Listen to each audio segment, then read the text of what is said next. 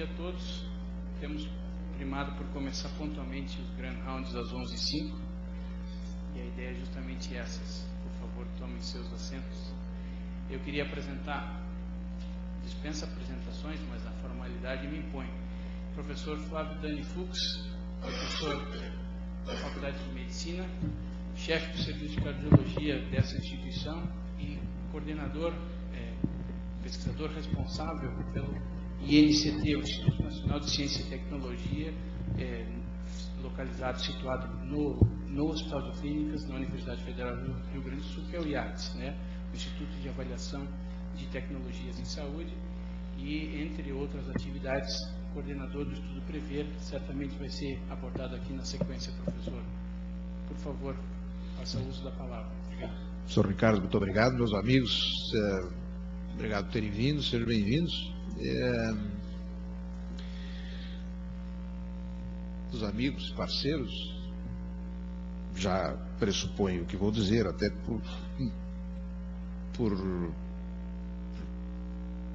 provavelmente eu ter configurado até uma visão semidialética da realidade aí na área de hipertensão em alguns dos pontos que nos interessam, mas eu quero fazer sempre muita força para demonstrar que não é dialético, é ciência, procura de verdade, procura da melhor informação, e com uma coisa que é feita não por qualquer projeto ou planejamento de vida, mas é simplesmente feita pelo prazer intelectual de estudar, né? Suar, estudando, olhando, aprendendo com muita gente, desde os nossos orientadores, com os colegas, interpares e com os alunos, que se aprende muito também, né?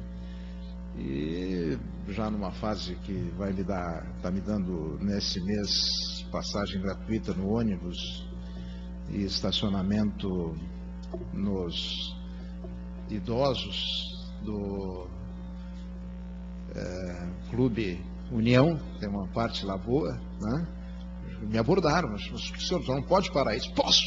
Dei meu carteiraço, né? Então é uma fase já de reflexões, né? E de olhar para trás e dizer, está bom, a jornada está boa. E vai continuar mais tempo, né? Como dizia o Roberto Marinho, disse, bom, se eu morrer... Bom, eu selecionei alguns tópicos aqui provocativos, e até uma palestra que fiz no Congresso, mas trouxe algumas outras coisas mais pessoais aqui para compartilhar com vocês, né? No tema sempre presente nas nossas vidas, que é a pressão elevada, os riscos decorrentes da elevação da pressão. O primeiro item é a prova dos 9, né? Eu não sei bem o que é a prova dos 9, mas era uma coisa na matemática que levava, certo? Tirava 9, chegava a um número que era 0, etc. Então, nós temos aqui um exercício de ciência, fatos científicos produzidos pelo esforço da humanidade, por milhares de cientistas, por milhões de pacientes, que descreve um fenômeno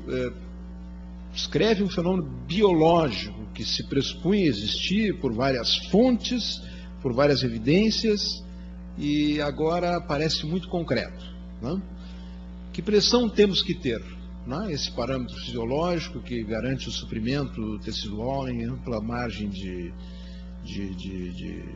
condições fisiológicas e demandas, no repouso, dormindo, correndo, fugindo, ficando doente, certo? E se há algum risco de nós termos qualquer milímetro de mercúrio que exceda esse mínimo necessário, né?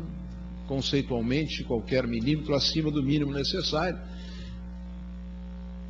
pode trazer dano, ou há uma ampla margem onde não importa muito isso, né? Essa é uma pergunta que a humanidade tenta responder há muito tempo, e eu acho que agora temos uma resposta bem perto da realidade, próximo da verdade humana, terrestre, e eu acho que ela é tão concreta que todos os outros raciocínios e interpretações sobre essa realidade têm que partir desse pressuposto. Não se pode raciocinar sem um fato científico tão concreto quanto esse, que é a evidência do risco da pressão e a demonstração de que, tirando esse risco, desaparece o risco. Essa é a prova dos 9, né? A evidência do risco é esse slide já cansado e que vocês, mesmo não estando no tema hipertensão, já viram 300 vezes, né? Que é um estudo é a coleção da experiência da humanidade em estudos de coorte, menos o nosso de Porto Alegre, que foi publicado depois, olhando risco para a doença cardiovascular em indivíduos livres de doença e medindo a incidência de eventos, nesse exemplo aqui de doença vascular cerebral, e associando os valores pressóricos à probabilidade aumentada de ocorrer esses eventos. Então, essa evidência, que é o estudo, é a meta-análise, liderada pela Levington, do grupo dos colaboradores, né, na análise dos estudos de coorte, 1 milhão de indivíduos, 56 mil eventos fatais, 61 estudos. No Congresso de Cardiologia me coube o tema a debater, o estudo original versus meta-análises, né? A questão é o erro amostral, né? Não é um estudo menor, tem variabilidade da estimativa muito grande, aí tu junta estudos menores e faz uma meta-análise pequena, tu começa a ficar mais preciso, aí tu faz um estudo único no tema, né? Para responder a questão maior do que a meta-análise de estudos pequenos, ele é o melhor estudo, às vezes resolve o assunto, mas quando tu faz uma meta-análise de tudo que se fez comparando coisas parecidas, certo? Na humanidade, tu tem um maior estudo sobre a evidência na humanidade, tá? Obviamente que misturam-se estudos e isso traz algum problema sobre real possibilidade de misturar pessoas em diferentes condições. Mas eu vejo por outro lado. Acho que aumenta a validade externa disso, porque mistura tudo, tá? Nós nos aproximamos então ao fim e ao cabo de fazer um único estudo de risco cardiovascular com toda a humanidade, tá? O mais próximo disso que nós chegamos, que é a verdade final científica a respeito do risco da pressão arterial. Como nós não fizemos isso, 1 milhão de indivíduos da humanidade seguido por 15 anos é a melhor evidência que nós temos. E isso foi produzido. Risco que começa em 115 por 75, pelo menos, de pressão usual em repouso e duplicam a cada 10 diastólica, a cada 20 sistólica. A prova dos 9 também trials, né? Os indivíduos que deverão ser um belo dia também receber, quem sabe, o Prêmio Nobel de Medicina, pela sua competência em avaliar essa literatura coletivamente e produzir, além de produzir os dados originais, porque não são pessoas que não fizeram pesquisa original, que de repente fazem somente a análise da pesquisa dos outros. Eles fazem o original, analisam o estudo, contribuem.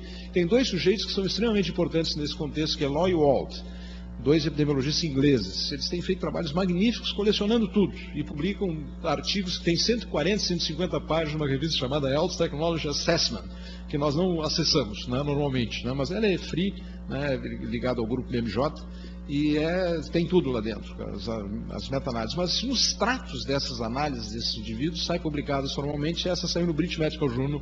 Eles pegaram todos os estudos onde se comparou uma droga que baixa a pressão, e aí a perspectiva não é um antipertensivo, né, que tenha sido usada como antipertensivo no ensaio clínico, mas uma droga que sabe-se que baixa a pressão, que tenha se usado no estudo, mesmo com outros objetivos, imaginando que essa droga tivesse outros efeitos, tá? Agisse por tal coisa, por exemplo, beta-bloqueador pós-infarto. Nós aprendemos, nossos cardiologistas mais antigos, os mais novos continuaram aprendendo, que a gente dá beta-bloqueador pós-infarto porque ele tem um efeito antiarrítmico, um efeito anti-isquêmico, um efeito de diminuição do consumo de oxigênio, etc. Mas o beta-bloqueador baixa a pressão. Então, será que não é por isso? E aí bota dentro do pacote. Inibidor da ECA na prevenção secundária de cardiopatia isquêmica em pacientes diabéticos, inibidor da ECA em pacientes com insuficiência cardíaca, beta-bloqueador na insuficiência cardíaca. Será que são outros efeitos? Bom, vamos ver só pela perspectiva da pressão, vamos botar tudo dentro do pacote, ver o que acontece, o que emerge daí de dentro, certo? E vamos cotejar esse achado com a predição do estudo epidemiológico. Então, eles se juntaram, nada é tão grande quanto essa meta-análise do Lloyd Wald, com 147 estudos, né, agrupados, olhando as perspectivas, as coisas por múltiplos lados. Eu trouxe aqui alguns os principais. Esse estudo na área da hipertensão, a professora Sandra deu uma conferência sobre a meta-análise do Lloyd Wald. No Congresso de Cardiologia, o Miguel também deu agora recentemente uma mesa redonda, falou sobre a meta-análise. O pessoal da hipertensão tem muita provocação com isso, inclusive tem dificuldade de entender até alguns aspectos. Mesmo eu e nós tivemos um dado momento que era um pouquinho complexa, mas o extrato está aqui. O extrato é esse também dizer, é só reforçar. Tinha me esquecido que tinha esse slide aí, mas são para mostrar que em Porto Alegre, e presumivelmente no Brasil, a hipertensão arterial sistêmica explica 61% da incidência na causação de doença cardiovascular. Diabetes 10%, são trabalhos nossos, e os outros divide 29%. Ou seja, a pressão alta está aí na raiz da nossa saúde, ou da falta de saúde vascular. né? Eu tenho crença sobre isso e todos nós temos aqui certamente. Mas a meta-análise está aqui e a prova dos 9, eles publicaram a prova dos 9. O que vocês estão vendo aqui? Ensaios clínicos de diferenças. Aqui no caso, estandartizadas para 5 milímetros de diastólica ou 10 milímetros de sistólica, certo? Ao invés de usar o 10 e o 20 de aumentar o risco, usaram 5 e 10 e estandartizaram nos estudos para ver que... Eu encostei, eu acho que eu encostei sem querer? Não, acho que foi eu. Explodiu tudo.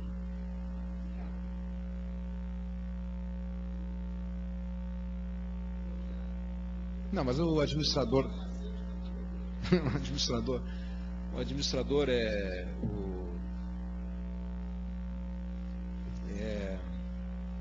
voltou bem direitinho de estar, que loucura. Que é a tecnologia, né? Eu vou cuidar aqui para não apertar no botão errado, né?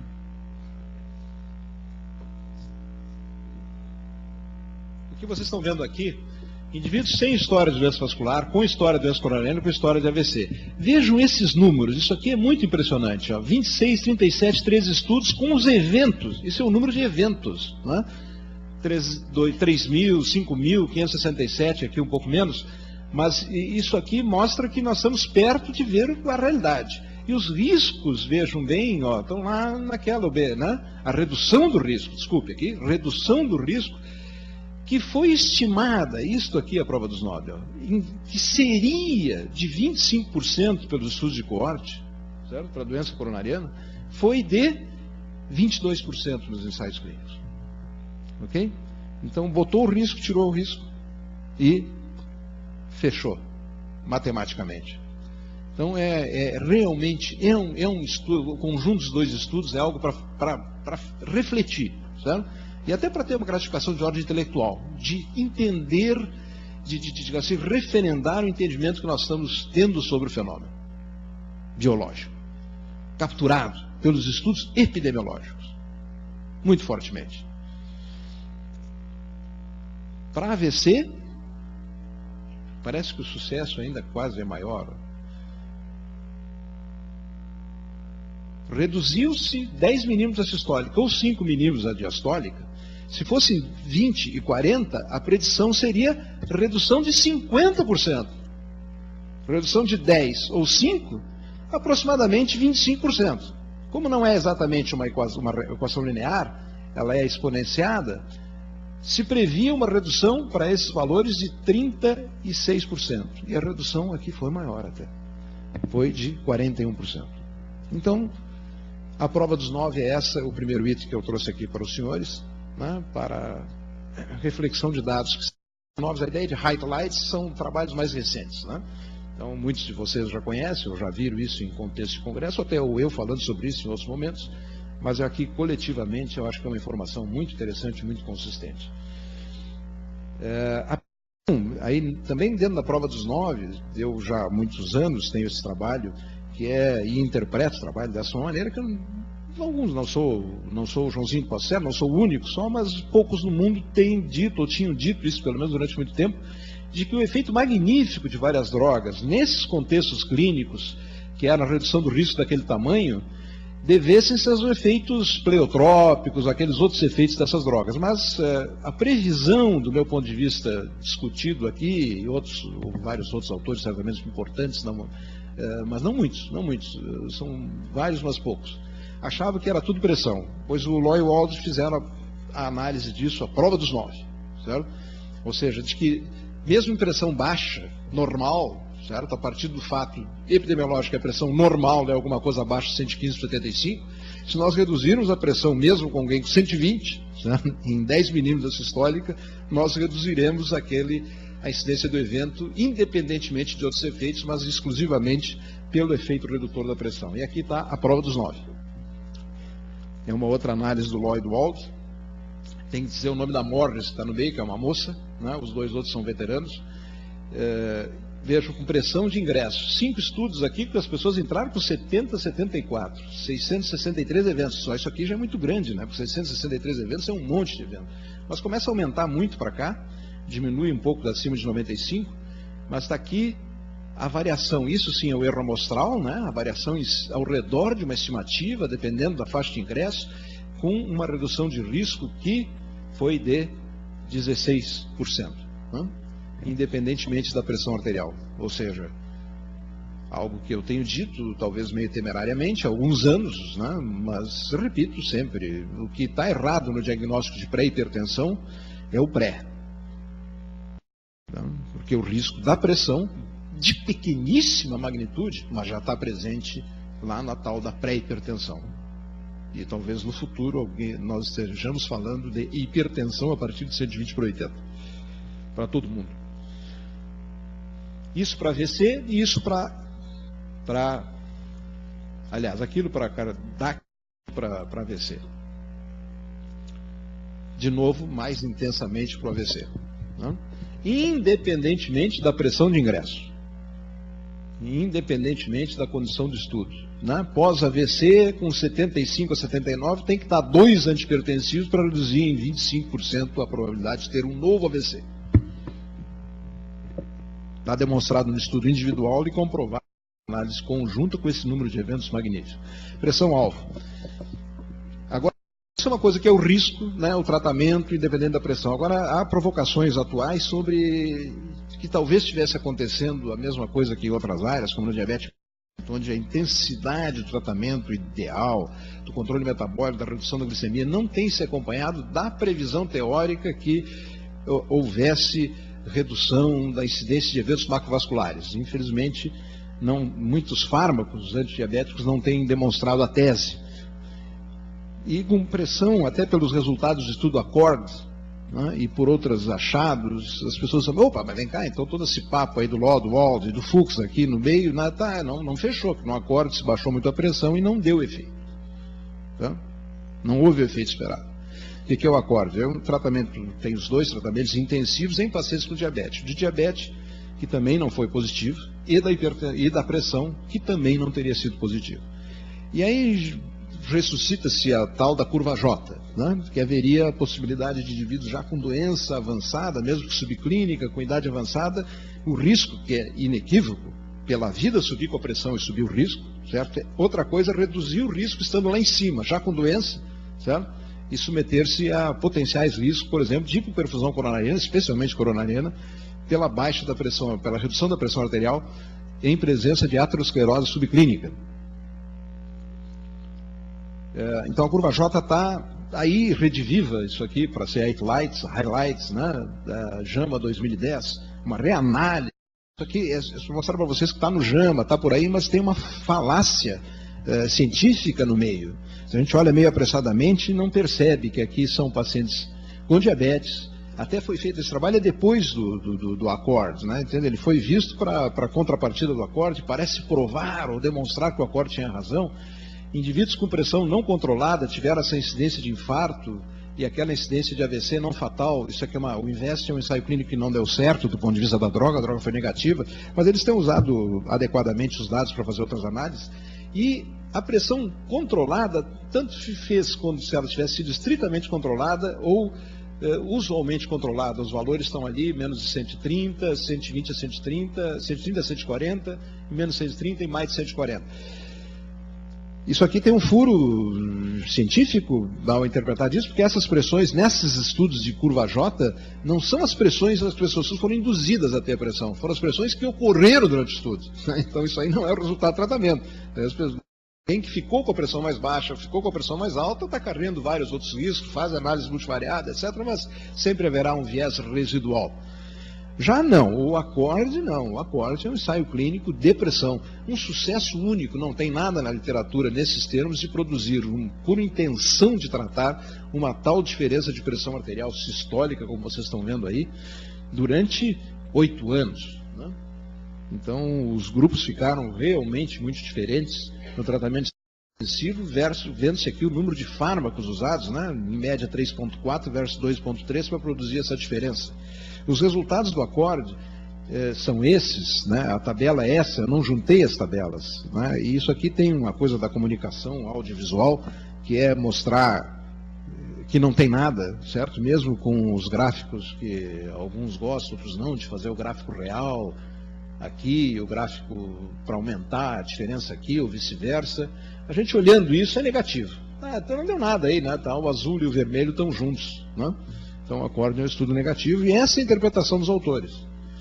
No final do resumo, que é o que a gente lê de fato ao fim e ao cabo, fora cientistas malucos, que em pacientes com diabetes tipo 2, sob alto risco, né, no paciente alto risco, a tentar baixar a pressão sistólica abaixo de 120 comparada a menos 140, não reduziu o desfecho composto por essas condições aí listadas. Obviamente isso que aconteceu.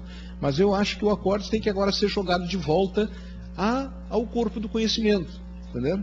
Aí ele colide, para fins de interpretação, ele tem que ser visto, tem que ser interpretado com o que os outros estudos viram. Eu tinha até nessa palestra, mas pelo tempo eu retirei, uma análise de todos os estudos de pressão novo no diabetes, que tem o KPDS pressão, tem o HOT Trial, tem outras evidências nessa área, mas como o tema não é exclusivamente hipertensão no diabético, mas a interpretação dos dados. E aqui eu chamo a atenção de uma arte que eu fiz, que foi pegar aquele dado, aquele slide inicial, qual era a predição, qual era o número de eventos aqui, por exemplo, todos os ensaios clínicos, 71 eventos, 71 estudos, 9.811 eventos.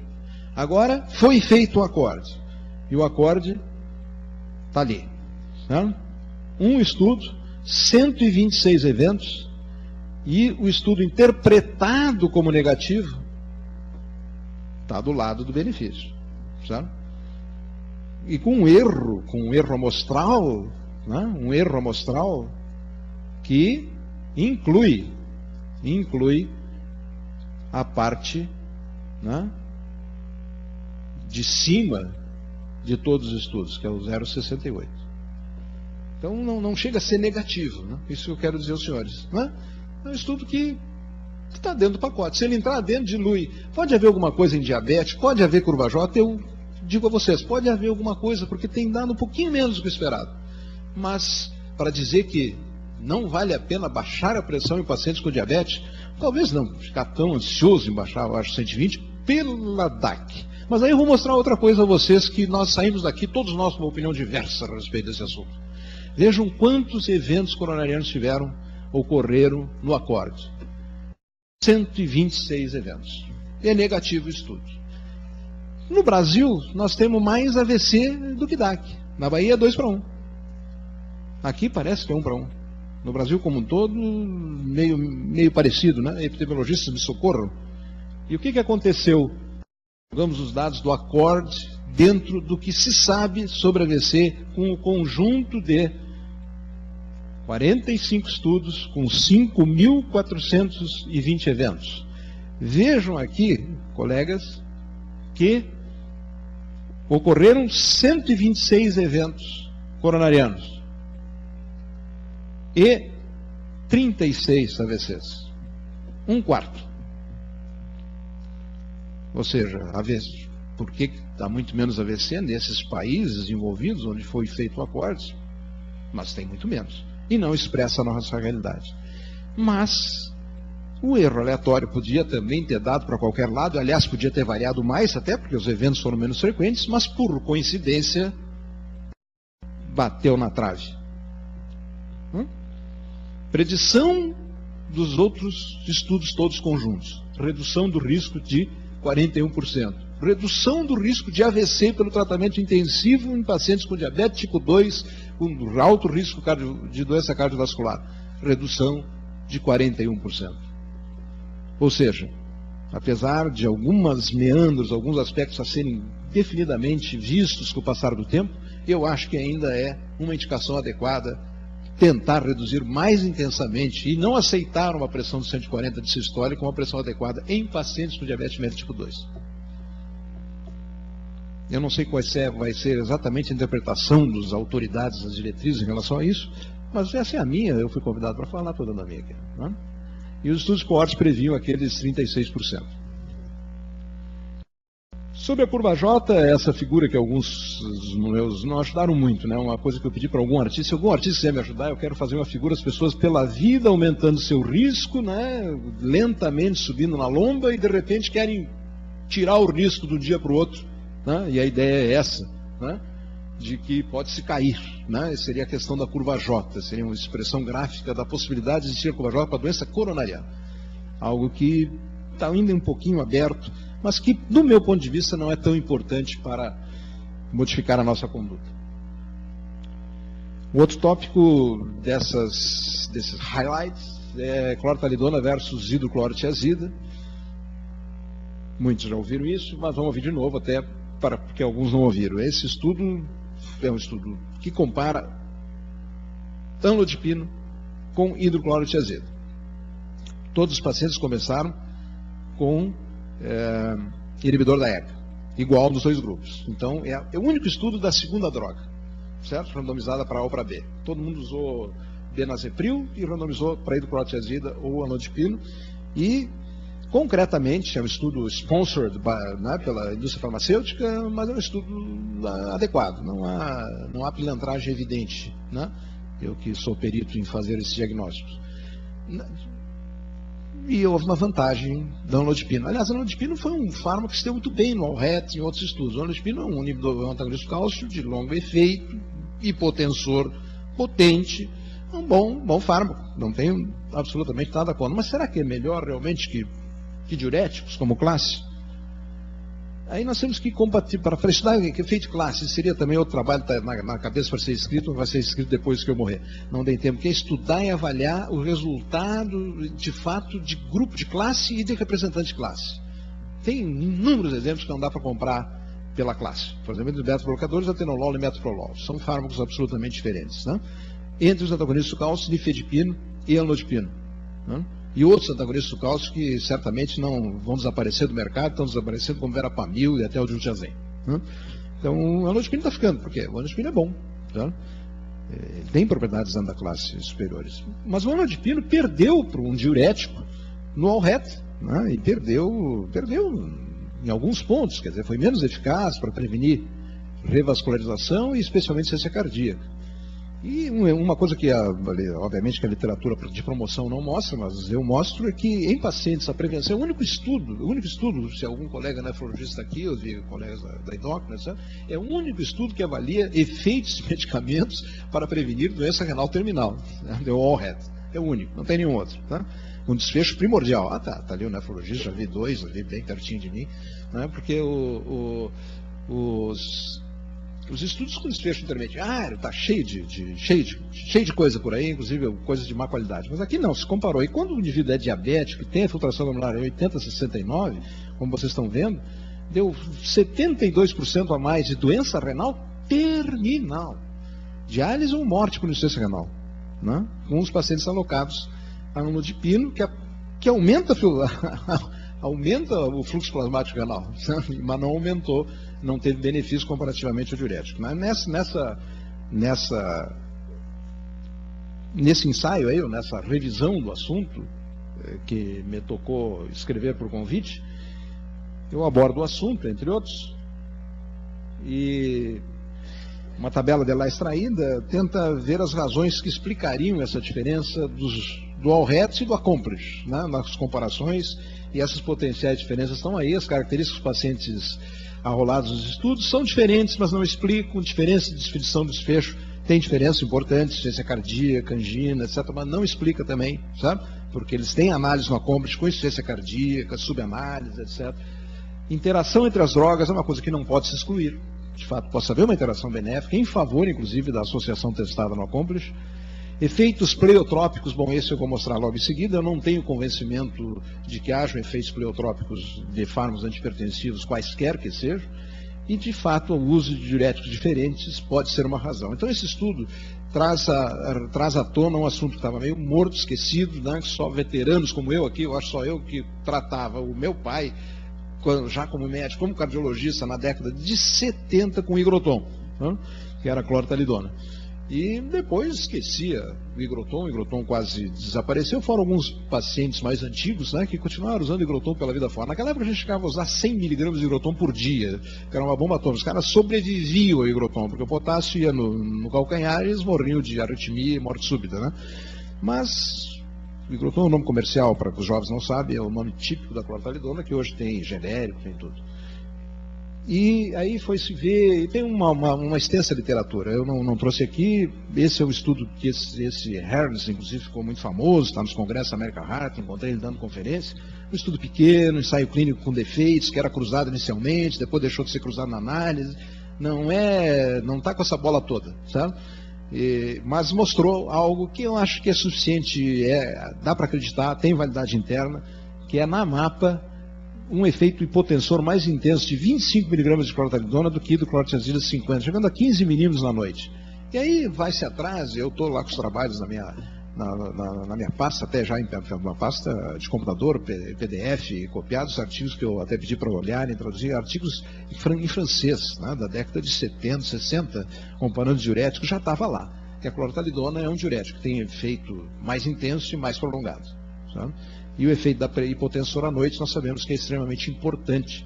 Nós ficamos 8 horas dormindo, ficamos 8 horas com 5, 10 milímetros de diferença da pressão, isso tem um risco de dano vascular importante.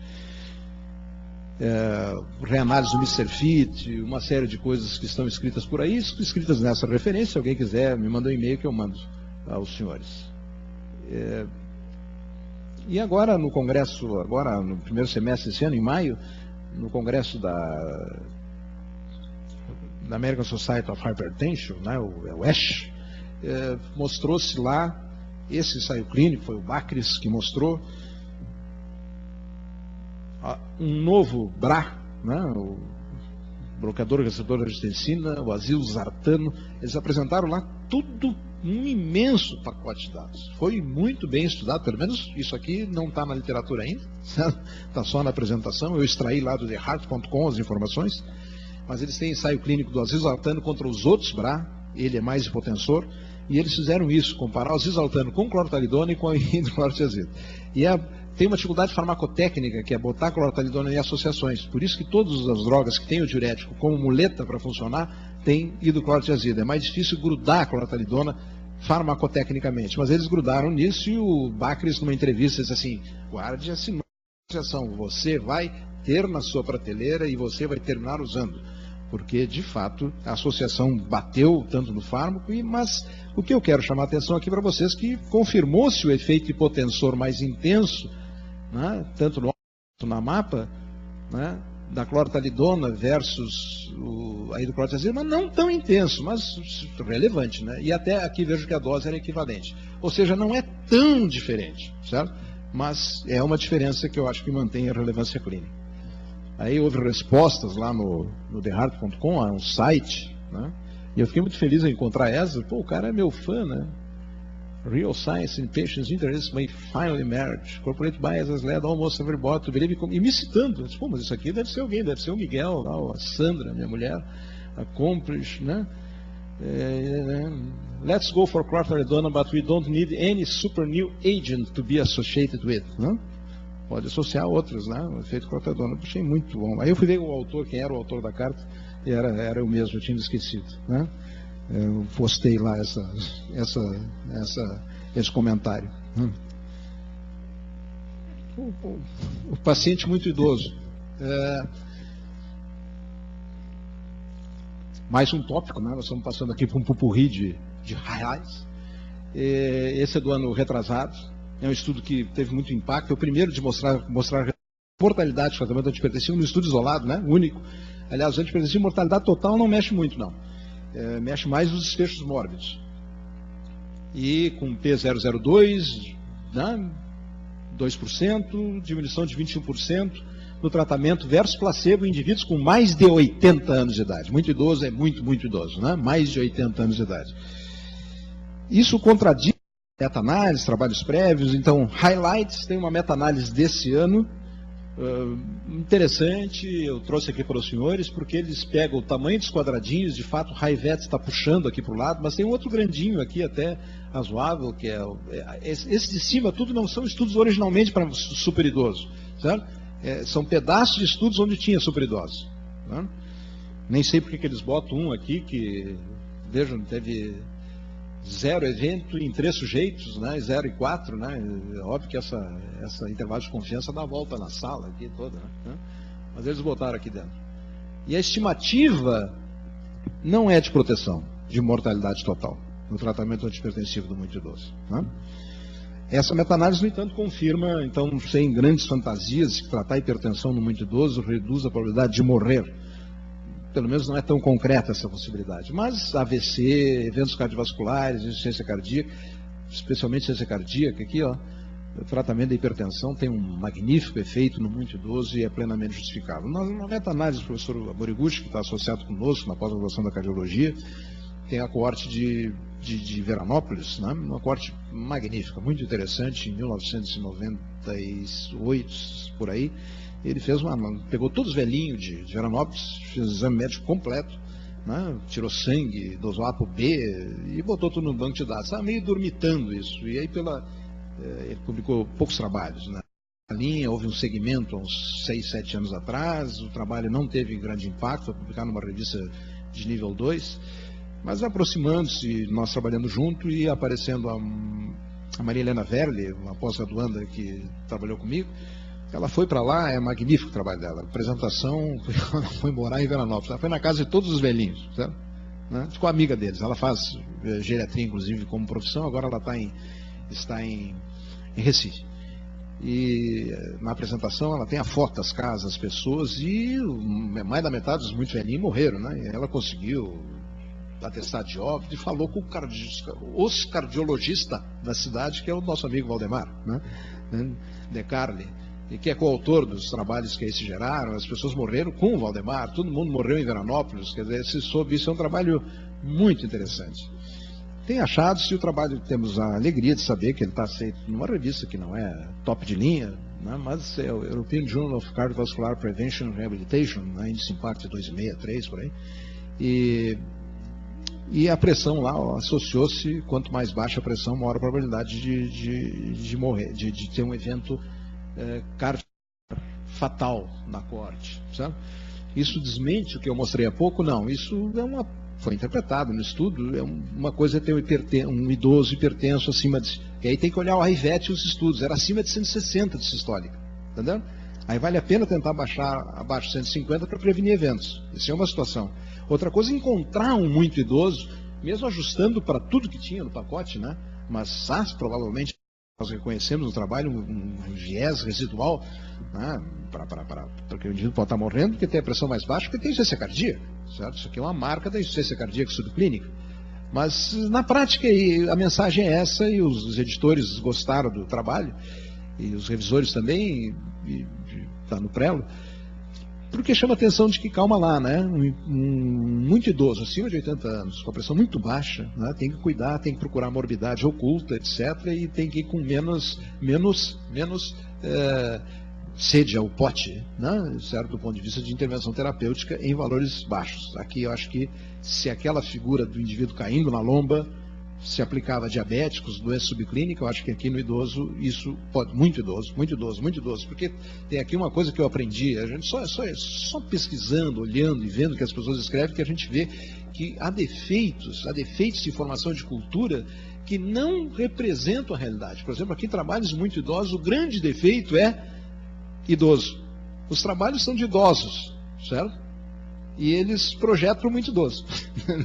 Idoso, muito idoso. Tá, idoso, o cara está do lado aí, mais um pouco, muito idoso, é a mesma coisa. Não, isso é diferente. Certo? 80 anos de idade é uma marca de quem chegou lá, etc., de que as coisas podem começar um pouquinho diferente, inclusive com relação a outros marcadores, sem qualquer risco de lipídio, obviamente, né?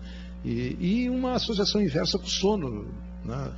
Professor Denis, né? Os idosinhos de Veranópolis que dormiam muito morreram menos, invertido com todas as faixas etárias mais baixas. Aqui está a curva atuarial dos eventos desses.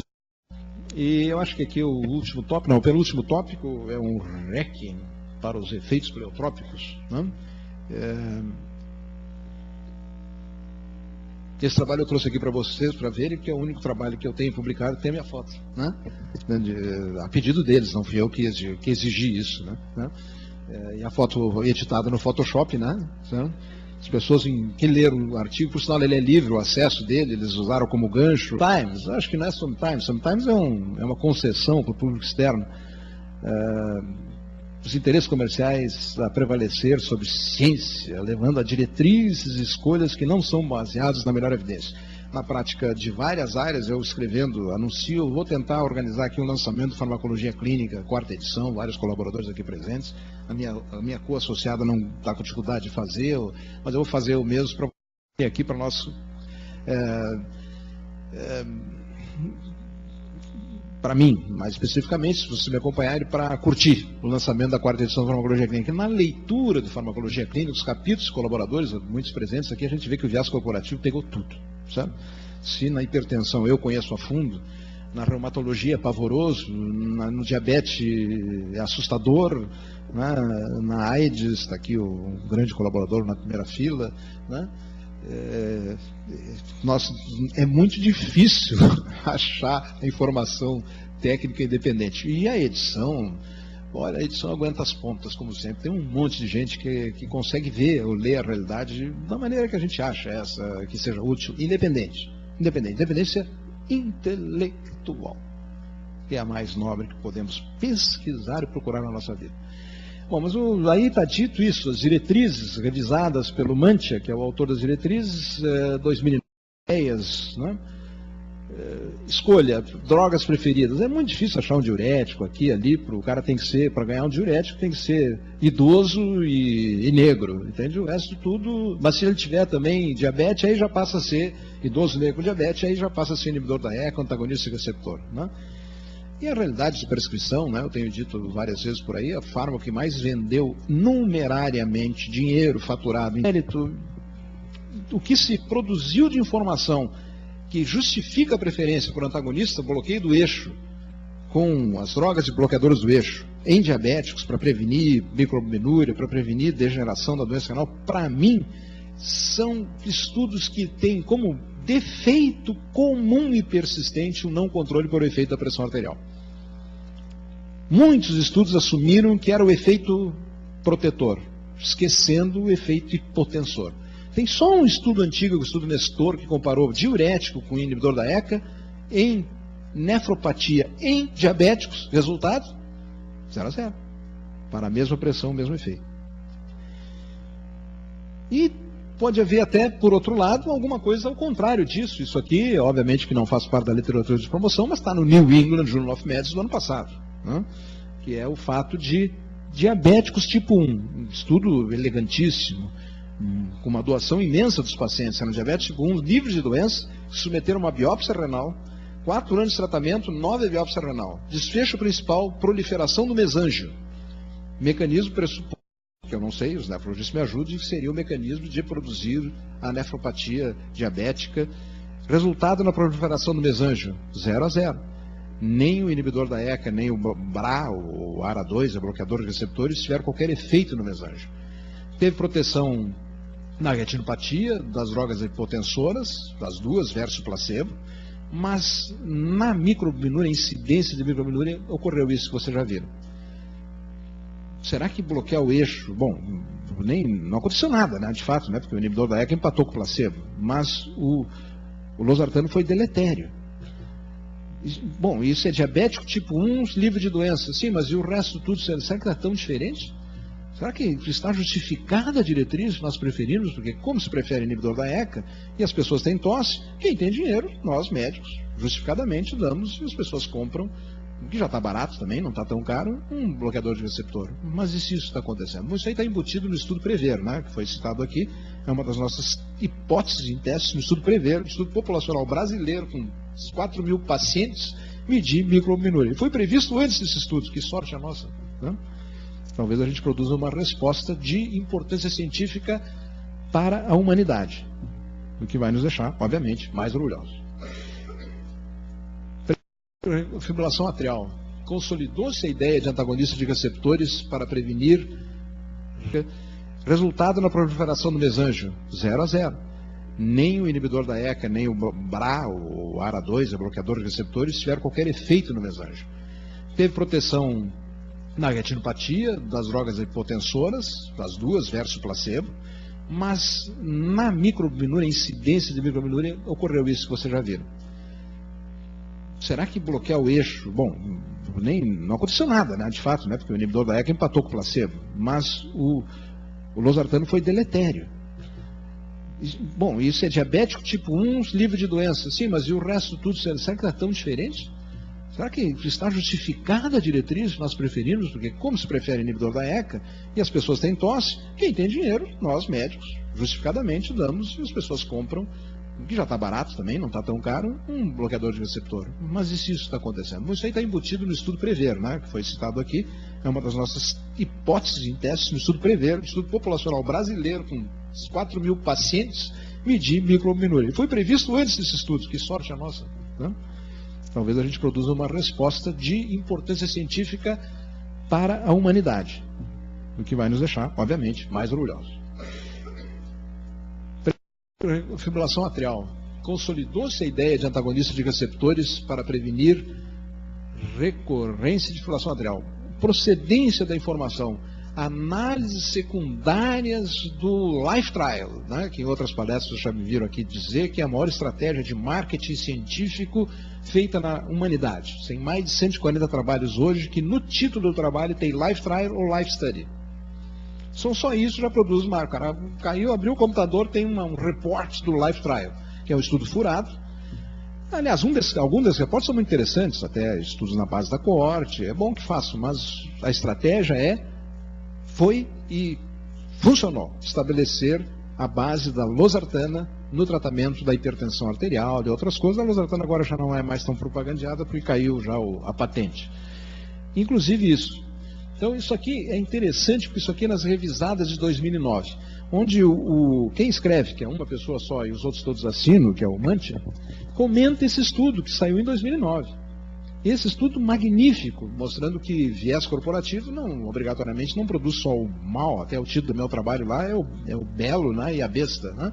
Tem beleza. Isso aqui, os proprietários da marca, Valsartan, contrataram o Instituto de Farmacologia Clínica Mario Di Negri, na Itália. Um dos líderes deles é alguém que lá atrás me iluminou um pouquinho o caminho para a farmacologia clínica. O Instituto de Farmacologia Clínica Mario Di Negri, que foi feito em Saigon. Na Itália, um dos líderes deles é alguém que lá atrás me iluminou um pouquinho o caminho para a farmacologia clínica. O Instituto de Farmacologia Clínica foi feito em Saigon. Na Itália, um dos líderes deles é alguém que lá atrás me iluminou um pouquinho o caminho para a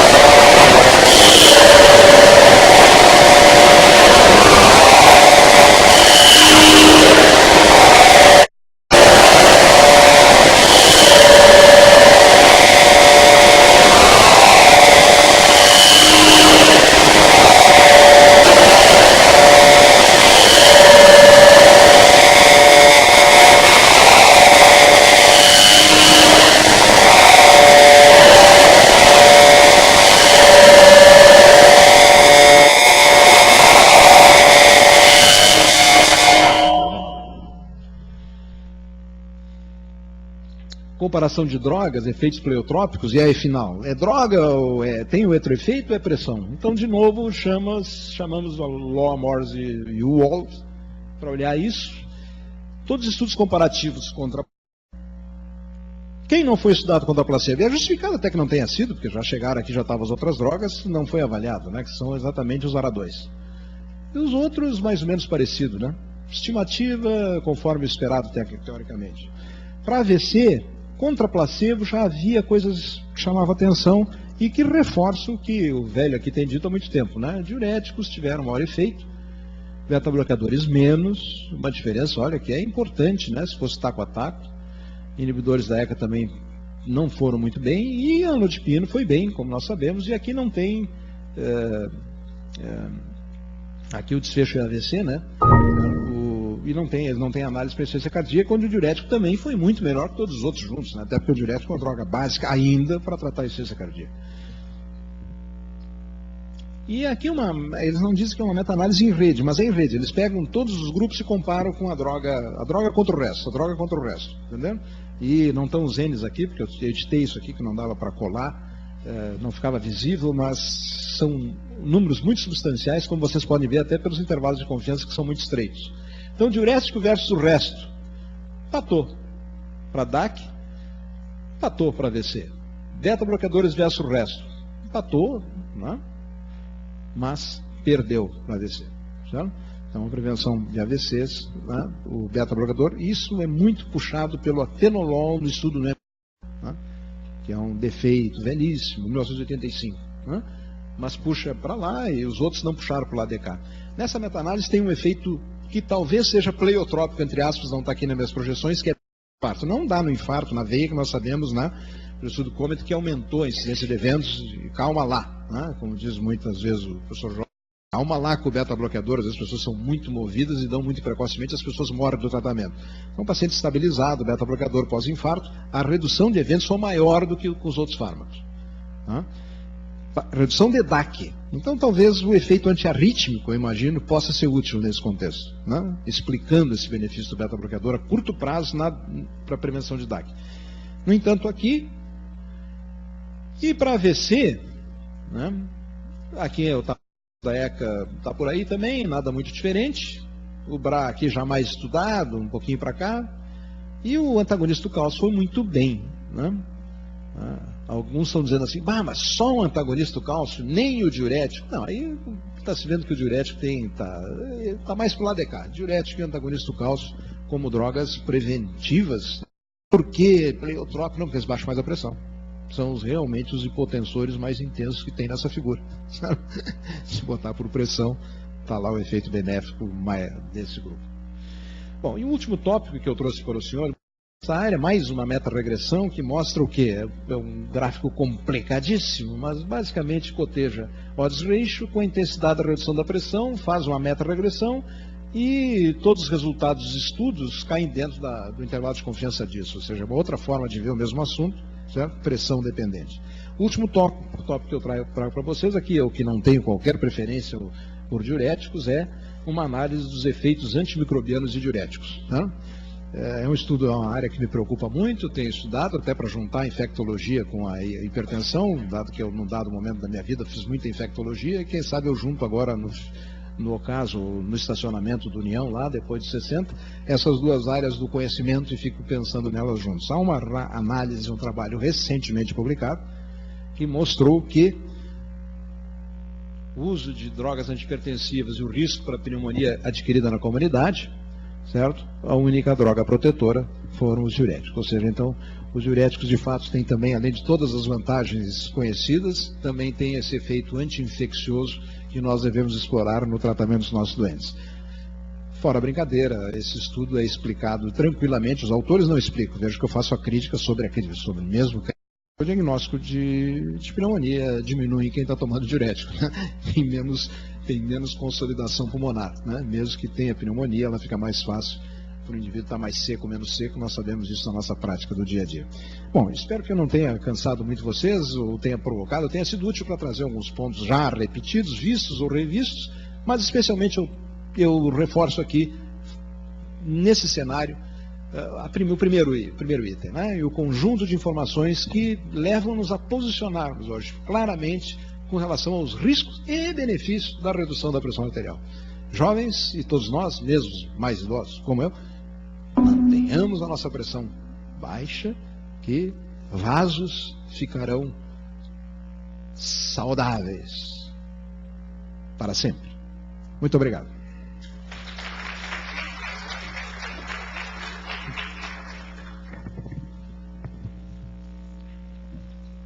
Muito obrigado, professor Fux. Ainda temos, para aqueles que acreditam que ainda é possível dizer alguma coisa depois da apresentação do professor Fux, ainda temos tempo para uma ou duas perguntas ou manifestações breves, por favor. Professor Jorge. Flávio, como sempre, gostei muito da tua apresentação. Tu até iniciasses uma analogia que me agrada, que é a analogia das alterações nos lipídios versus alterações de pressão arterial. E eu te trago algo que nos lipídios finalmente está sendo aceito, vai entrar nas próximas diretrizes, mas que até há pouco tempo atrás era era negado pelos lipidólogos, eu sempre defendi essa interpretação, que o importante na dislipidemia não é o alvo terapêutico, mas sim o percentual de queda do colesterol LDL, vamos supor. Isso finalmente vai entrar agora nas diretrizes, eles se convenceram e é algo que a gente defende há muito tempo. E na pressão arterial, os nossos estudos, eles não são estudos de alvo terapêutico, assim como acontece eles são estudos de diminuição da pressão. E tu apontaste isso quando tu vais observar a pressão final que o indivíduo atinge, e aí tu mostras que a pressão mais, em vários estudos, a pressão mais baixa se associou com menor risco. Mas como tu disseste, quando ela é mais baixa, ela carrega o menor risco por ter chegado mais baixo. Tu acha que nós vamos chegar num ponto que a meta não é um número mágico? Porque um dos aspectos que poderia se colocar nos diabéticos, por exemplo, aquela discussão é que o problema não é que se atinge 120 ou se atinge 140, talvez seja quanto ele baixou. E eu gostei muito da tua montanha, eu acho que ela precisa ser melhorada com um desenho mais interessante, mas o conceito para nós aqui ficou muito claro. Então talvez o importante não seja onde ele chega na montanha, mas o quanto ele desceu. Tu achas que isso faz algum sentido na hipertensão? Vou te responder com as palavras de Law Morris Wald, que ao fim do seu trabalho recomendo a seguinte providência médica: botem-se fora os estigmanômetros. Jogue-se fora. Eles escrevem isso. Não se meça mais a pressão. Certo? Entra dentro da perspectiva de risco, né, de produzir uma redução do risco e dá para todo mundo, independente da pressão de ingresso. É óbvio que a expectativa de pegar uma sistólica de 170, 180, uma aorta enrijecida e levar a 110 é uma fantasia inatingível. Então, por isso, use os antihipertensivos testados nas doses convencionais. Eu acho que está na linha do que tu está se propondo. Foi o que nós já fizemos na cardiopatia isquêmica. Bota fora o colesterol, não dosa. Tem doença, dá estatina quanto? 40 miligramas de simvastatina, estamos conversando. E não precisa dosar o colesterol. É algo que nós não, é o que nós já fazemos. Agora vai entrar nas diretrizes. Realmente, essa história de metaterapêutica nos lipídios é uma fantasia. Essa eu tenho convicção que é fantasia. Aqui é um pouco diferente, porque em vários estudos havia realmente metaterapêutica. Então é por isso que eu te faço a pergunta. Não sei se vai se aplicar. Eu acho que sim, acho que é a tendência. Acho que até pelo comentário pela proposta deles, que aí as pessoas ficam nervosas. Né? Imagina se nós vamos botar fora todos os 5 manômetros. Né? Que tamanho vai ter o depósito, né, de mercúrio? E aí tu não vai fazer mais mapa? Né? Mapa. Não, eu sou contra. Eu discordo frontalmente de Law, Wald e Morris.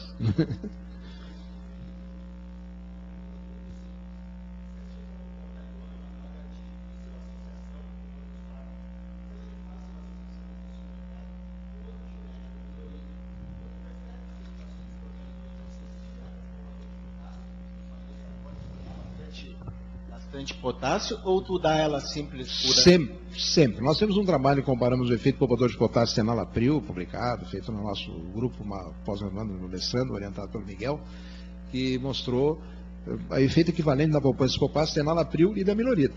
Né? Até tem sido citado, está numa diretriz agora, um trabalho pequeno, mas estamos muito felizes com o trabalho, mostramos o óbvio. Né? Mas ninguém tinha mostrado dessa maneira. Comparando os dois, o efeito poupador de potássio, as pessoas saíram de 4,1, foram para 4,4 e estavam tomando hidroclorotiazida. Todos, entenderam? O efeito da segunda droga, um efeito equivalente.